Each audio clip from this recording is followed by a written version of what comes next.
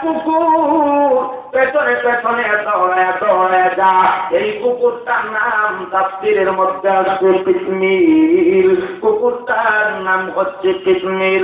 আল্লাহর ওলিরা ডাক দিলেন, রে কুকুর, আমরা তাকে অত্যাচার সহ্য করতে না পেরে গর্তের ভেতরে আশ্রয় নেওয়ার জন্য চাইতেছি, তবে তুমি কেন আমাদের সঙ্গে?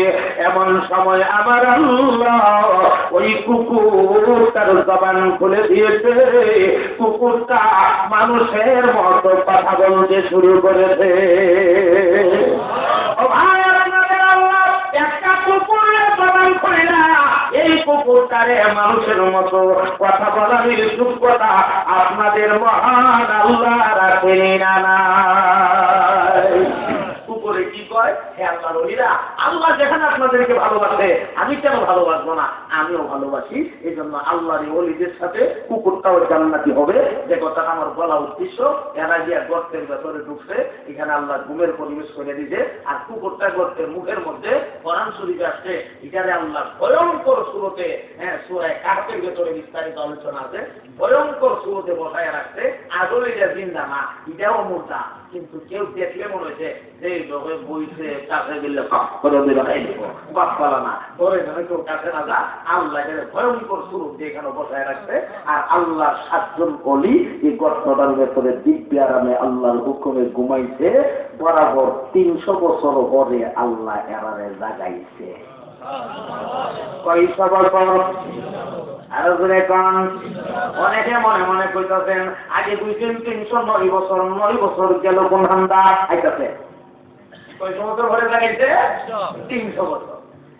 300 বছর পরে জাগানির পরে এরা বইয়া থেকে যখন আল্লাহ জাগাইছে তখন ওইটা পড়ছে বইটা ফেলে দেন একটা উঙ্গান দিছে। এই উঙ্গানের ভিতরে গেছে আরো 9 বছর। এটা ওর ঘুমের বাড়ি। টোটাল কত বছর হইল? 309 বছর। এটা স্বাভাবিক। একটা মানুষ ঘুমাই দিছে, আপনি তাক দিলেন ভালো টাকার জায়গা না, ঘুমতে বললে একটা বস ঠিক না। বয়স এরা আনছেন যে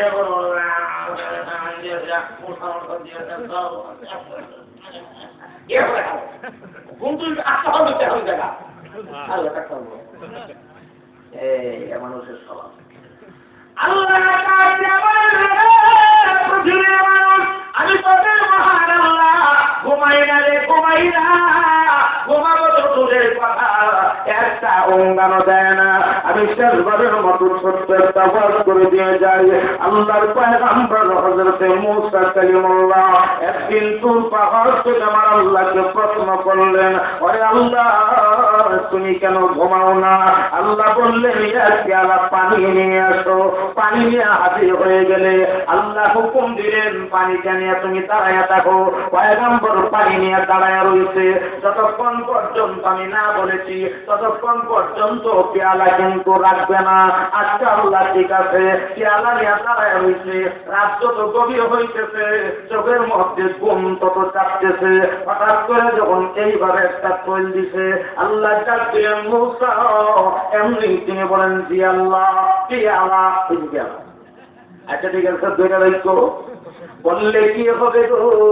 রাত যত গভীর হয় ঘুম তত চাপতেছে।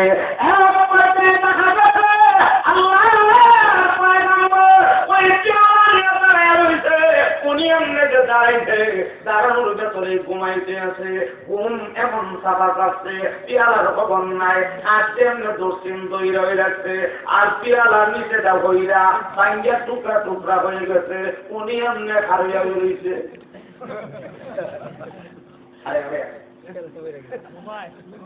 আমার আল্লাহ ডাক দিলেন, রে মুসা।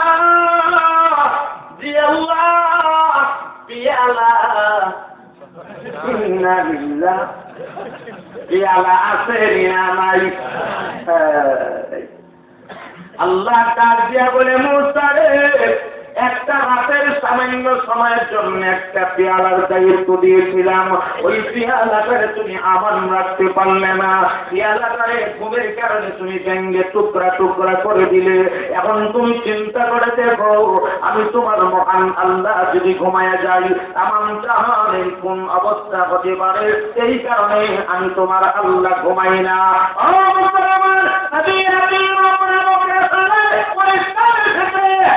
বলেন দুই নম্বর কারণ হলো আমি মহান আল্লাহ ঘুমাই না, কারণ তামাম পৃথিবীতে একসাথে রাত্র হয়ে যায় না। পৃথিবীর এক জায়গাতে যদি সূর্যের আলো থাকে, আরেক জায়গাতে রাত হয়ে যায়, এক জায়গাতে রাত্র, আরেক জায়গাতে সূর্যের আলো। যেমন এখন আমার বাংলাদেশের রাত্র, পৃথিবীর এমন জায়গা আছে যেই জায়গাতে রাতের 12টা বাজে, এমন জায়গা আছে জোহরের নামাজের আজান হচ্ছে, এমন জায়গা আছে মাগরিবের নামাজের আজান হচ্ছে, এমন জায়গা আছে আসর, এমন জায়গা আছে আসা, উল্টা পাল্টা এমন সূর্য ঘুরে ঘুরে আলো দিতেছে। আল্লাহ ডাকিয়া বলে, পয়গম্বর মুসা, একসাথে রাত্র হয় না রে, এক জায়গায় রাত্র আর এক জায়গায় দিন। আমি বুঝার জন্য আপনাদের বলছি, ধরে নেন আমার বাংলাদেশের সাথে তাল মিলায়া আল্লাহ রব্বুল আলামিন যদি ঘুমায়া যা, ওই যেই দেশে সূর্যের আলো আছে, ওরা যে আমার আল্লাহর আল্লাহ বলে ডাকবে, তাদের কাছে কে জবাব দিবে?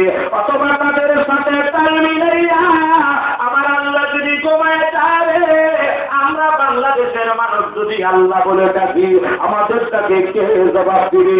আল্লাহ বলেন, এই হলো 2 নাম্বারের কারণ আমি ঘুমাই না। আমি না ঘুমানোর 3 নাম্বার কারণ হলো, ওরে মুসা, রাত গভীর হয়ে গেলে একদল মানুষ ঘুমাও, আরেকদল মানুষ বিভিন্ন প্রয়োজনে ঘর থেকে বের হয়। আমার কোনো বান্দা বান্দি রাস্তায় যদি কোনো বিপদে পড়ে, আর এই মুসিবতে পড়ে, আমাকে যদি ডাক মারে আল্লাহ আল্লাহ বলে বলে যদি ডাক মারে, আমি আল্লাহ যদি ঘুমায়া যাই, আমার মুসিবতটা ওই বান্দাটাকে কে জবাব দিবে? এই কারণে আমি মহান আল্লাহ ঘুমাই না। আমি না ঘুমানোর 4 নাম্বার কারণ হলো, রাত্র যখন গভীর হয়ে যায়, আমার একদল বান্দা বান্দি আছে কিয়ামত পর্যন্ত থাকবে, আরামের বিছানায় যাদের শান্তি লাগে না। রাত গভীর হয়ে গেলে আরামের বিছানা তাদের লাঠি মেরে ফেলে দিয়া আমি আল্লাহর পাগল হইয়া ঠান্ডা পানি দ্বারা বসু বানাইয়া চাঁদলামুখী দাঁড়াইয়া 2-4 রাকাত 6 রাকাত 8 রাকাত 12 রাকাত নামাজ আদায় করে আমার কাছে হাত তুলে মোনাজাত দিয়া দিয়া কাঁদে, ওরে আমার মাওলায়ে কারীম, আকাশের নিচে আর জমিনের উপরে আমার চাইতে বড় গুনাহগার মনে হয় আর কেউ নাই। আল্লাহ আমার যেই বান্দা বান্দি ওই গভীর রাতে কাঁদবে রে, আর আমার আল্লাহ বলে বলে কাঁদবে, আমি আল্লাহ যদি ঘুমায়া যাই, তাদেরটাকে কে জবাব দিবে? আমার বান্দা বান্দির চোখের পানিগুলি কে দেখবে? এই জন্য আমি ঘুমাই না। এই কারণে আধ্যাত্মিক জগতের ইমাম গাজ্জালী একটা লেখা দিয়েছে উম্মতে মুহাম্মাদিয়ার জন্য।